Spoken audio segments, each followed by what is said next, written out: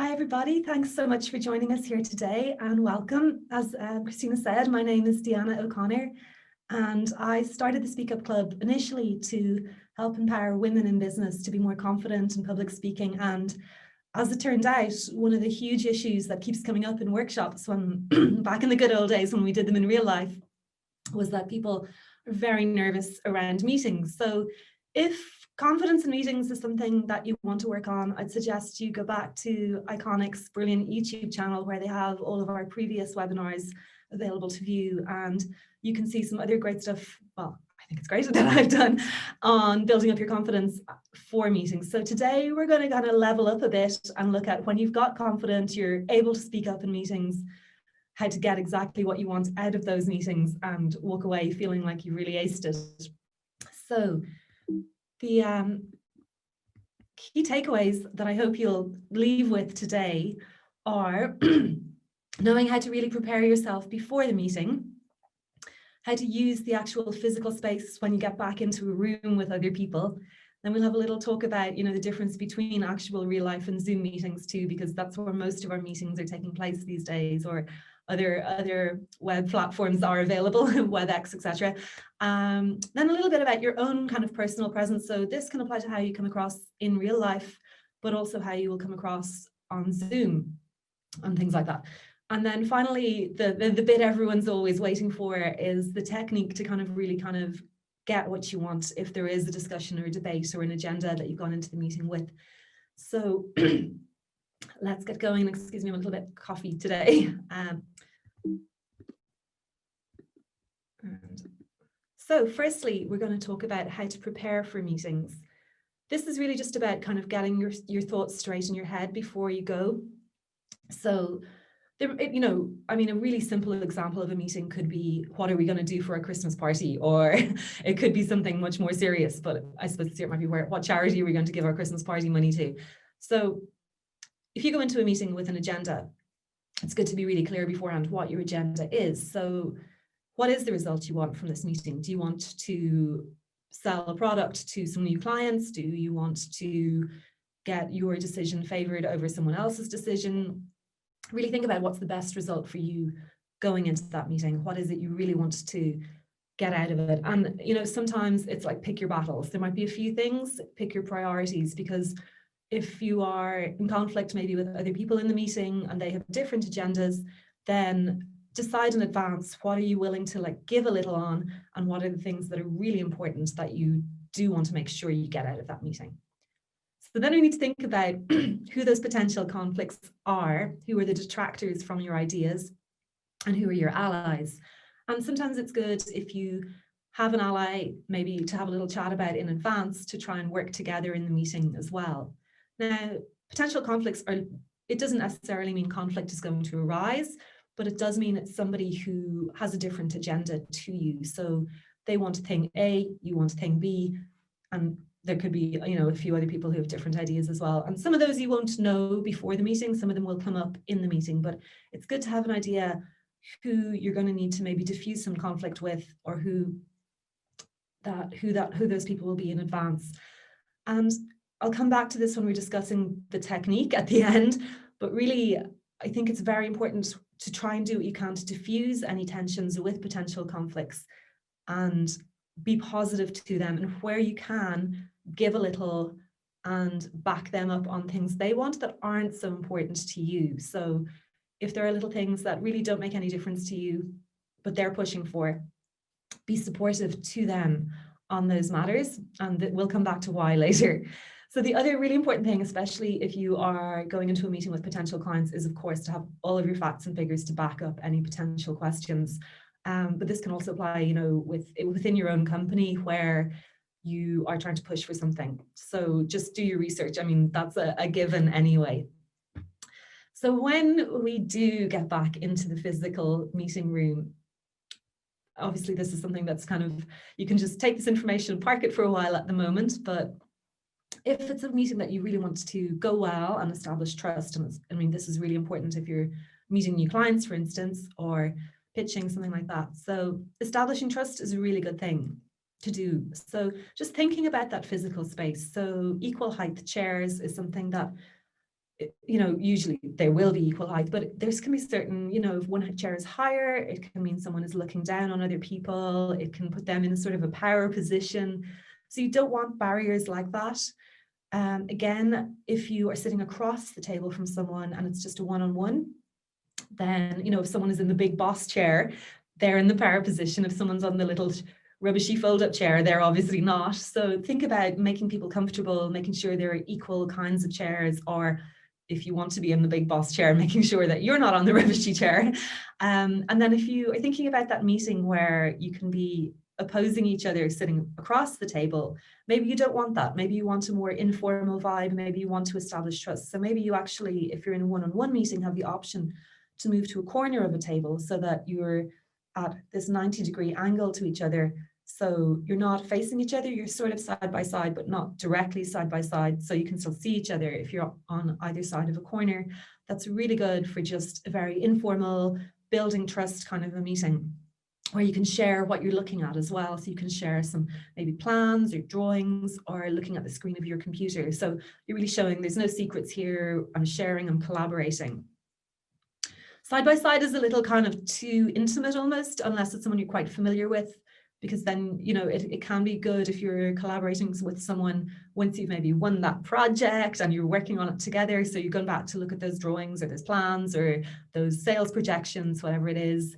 And then maybe at that point, when you've established a kind of a working relationship, is when you can actually sit side by side and look at the same screen together and things like that. So if it's a bigger group, a round table can be much better than a boardroom table. So you won't have that option to sit side by side with a big group. But if you're at a round table, it's better than, say, two opposing companies or two different companies sitting all on one side of the table, with this company and the other company all on the other side of the table. So a round table gives that little bit more kind of casual vibe, or a little bit less kind of opposing vibe as well in the seating plan. So all of those can be really good for just establishing the kind of atmosphere you want the meeting to have. And I think always the more trust and positivity in that atmosphere, the better. So this is a little plan of a traditional kind of boardroom table. I think this is really interesting in terms of the psychology of who people are and where they sit and what that means. And the power position, really, if you're at this very traditional kind of table, is at the head of the table, obviously. And there are two ends to every table. So the more powerful one is the one that has their eye on the door and they can see everyone coming in. So that goes back to really our very kind of caveman kind of kind of attitudes. It's that, we're always scanning for threats on the horizon in case a lion is going to come and kill us. So you want to be looking at the door, looking for the threats coming in the door, and making sure that you're kind of protecting your agenda. So the power position is the head of the table facing the door. Then when that kind of, usually the boss will automatically go for that position anyway. It's just so innate within us, we don't even realize we're doing it. So then, depending on who's who in the meeting, you will notice people will kind of just go for these positions that are very naturally kind of align with who they are or what they are. So you can see here that the right-hand manager will sit to the right of the boss and the left-hand manager to the left. So in English language, right-hand man or right-hand woman are very much, phrases that we use. And the right-hand man is really, in this kind of seating plan, is the yes person. So they really agree with everything the boss is saying. The person who may be equally important if they're sitting on the left, and watch this next time you get into a real life meeting, is the left-hand person. So they, are equally important as the right-hand person, but they may have, bring up kind of, throw a cat among the pigeons, kind of bring up some opposing views, or like what ifs, or what if we do this instead? They don't necessarily agree with everything the boss says. Then further down the table, we got our middle person. So they're obviously very kind of, they're probably middle management. They're not as senior as the people at the top of the table, and they're not controversial views either. But down the other end, opposite the boss, we'll get our opponent, who is the person who's maybe going to have those opposing views. Now, again, this doesn't necessarily apply to conflict or tension. It could just be someone from a different company. And if this was a meeting of two companies, then the boss of the other company is probably likely to take the other head of the table. So it's very interesting to watch these dynamics, but I'm not going to spend too much more time on today, as I'm afraid most of you probably aren't going to be in any position to watch a real meeting unfold in real life for a little while longer. So just one more thing I do want to note on this is that we do naturally gravitate towards these roles. And you'll see on this slide, this triangle is very much, if you're in the middle, it's quite actually a good place if you want to talk to your boss, because if you're not right beside them, then if you're kind of not quite in the middle of the table, you're not as well in their eye line. So if you're not the right-hand man or woman and you want to get your points across to the authority person in the meeting, sitting kind of in the middle shows that you're not opposing them and you're kind of well in their eye line. So that's a good place to sit in terms of getting to talk to the right person. Another thing is that sometimes in the corners around tables, people can actually, they're not as well seen by the rest of the table. So in this particular one, people who are, visible are going to naturally be more heard in the meeting. So think about who you want to talk to and where can you sit so that they can see you well as well as they can, so that you're not hidden from view, because then it just gets harder, especially if you're not confident, to project your voice, to try and interrupt, to try and be like, excuse me, you don't want to feel like you're jumping up and down trying to get people's attention. So try and get into the eye line of the people that you really want to talk to. And a really good idea, if you're kind of in charge of setting up the meeting, if you want to shake it up, is to put name cards around the table. And this can be even in terms of, you might notice there are people on your team who have great ideas, but maybe aren't as good at being vocal about them in meetings.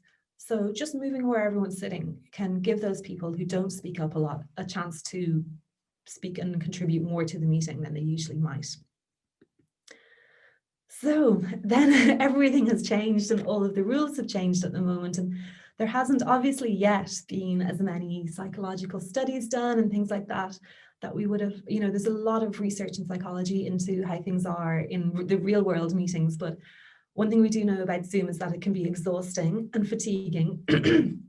And I found, speaking to a lot of people, that they are getting not just the fatigue of the mental processing of trying to keep your eyes on all of the different views in a gallery view on an online meeting, but also the fact that people are booking meetings back to back and they're not getting that real life experience of standing up, stretching, getting a coffee, having a chat. They're going straight into meetings. And maybe there isn't that even little chit chat at the start of a meeting that you would if you were all in the same room and waiting for a meeting to start. So if you're in charge of a meeting and you have the option, I'd really recommend having a little kind of trust building chit chat time and just give a couple of minutes at the start for people to relax and maybe even chat if they can over Zoom. It can get a bit messy, but give people a chance to settle in, because a lot of people are taking these meetings back to back, which is a terrible idea. And if you have the opportunity, book yourself some time in between, because you need that mental space just to take a little break and stand up from your chair as well. So one thing about Zoom calls is that where you are in the call can really affect how you are perceived. So one thing is a lot of people have been doing is they are sitting with the light behind them or at the side, so they're in silhouette. So finding your light is very important. So prop up your screen firstly so that the camera on your laptop is directly at your eye level. So get a big pile of books or shoe boxes or whatever it is, prop your laptop on top of them so you're looking straight at it, because if you are looking down at people, it can come across as condescending. And if you are looking, well, you're unlikely to be looking up. I think nobody's laptops are up too high. It's mainly looking down. It also gives you a load of double chins, and it's much better to be looking on the level with people. People see looking at someone at eye level, it's like on the level, that expression again. So many expressions really kind of that are like language that we use every day is very rooted in the physicality of how we see people and how we perceive them. So whether we find them trustworthy or not, you want to be seen as level-headed, you want to be on the level. So try and get your camera level with your eyes so people see you as a, stand up, straight, level-headed person. Get that at your eye level, face into a light source so they can see you. Again, you don't want to be seen as shady. So again, that's a word that people use, and that's very rooted in how the psychology of how we see people. So look at the camera if you can, not at other faces on the screen. It's like you are essentially a TV host doing a piece to camera. If you're looking at the screen, people aren't getting to see you looking at them directly. So it is really important to try and look at the camera when you're speaking. And then another thing is to kind of sit yourself so that you're not too close or too far away to it. So if you are trying to get heard and maybe you're trying to make a little bit more of an impact in the meeting, you might want to sit closer to your screen so your head is actually appearing a little bit bigger. This can help just make a bit more of an impact. Whereas if I was really, really far away here, then I think if there was a gallery of people, you probably wouldn't be noticing me as much. But if I lean in really close to my camera, it's a lot more intimate and you really can't ignore me. I'm really in your face. So a nice middle ground is great most of the time. But if you're trying to get a bit more attention, you could lean in a little bit closer. So this brings us on to your personal presence. Now, in real life meetings, you can kind of tell a lot about what's going on from how people are sitting. So if you look at this picture, what's going on? I think personally, the woman who's sitting on the windowsill is trying to, sit in a slightly higher elevated position. The guy is quite relaxed, almost a bit reticent, and the woman in the red dress is kind of leaning forward with her hands clasped, which to me kind of indicates a little bit maybe nervousness or reticence. So when you're in a real life meeting, the ideal is to leave a little bit of space between you and the table so you don't look like you're leaning in and being too eager. And you don't want to sink back in your chair either, because you don't want to be pulling yourself out of the discussion. Don't be sitting too far back. You don't look involved. You don't look like you're present in the meeting. So sit on the edge of your chair if you need to, because especially for women, sometimes chairs are not designed for our bodies. So we do need to adjust how we sit on them to be sitting up straight and not getting lost in them if they're too big. And just remember that being comfortable doesn't necessarily equate with looking comfortable in a professional setting. So being comfortable for me is kicking back on the couch with my feet up. That's not a professional comfortable. That's an off-duty comfortable. So you want to look comfortable in terms of you want to be sitting up straight. You want to look put together, composed. Whereas, it might not be that comfortable sitting up straight. It might be a little bit of an effort to be sucking your abs in for an hour, but it makes you look more professionally competent and comfortable. And then in a real life meeting, as we said, interlaced fingers can be a little bit of a leak that you're a little bit tense, or you're kind of wringing your hands together. So you can also, see that in Zoom. If you're doing this, if I was talking like this, you might think, oh, she's a bit nervous about something. What's on the next slide? So keep the hands down and let them just, rest in your lap there. So again, just to look back at that language that we've talked about, this comes across on Zoom as much as it does on real life. So things like the words shifty, a slouch, crooked, spineless, or do you want to be balanced, grounded, level-headed, have your head straight in your shoulders, have a firm backbone.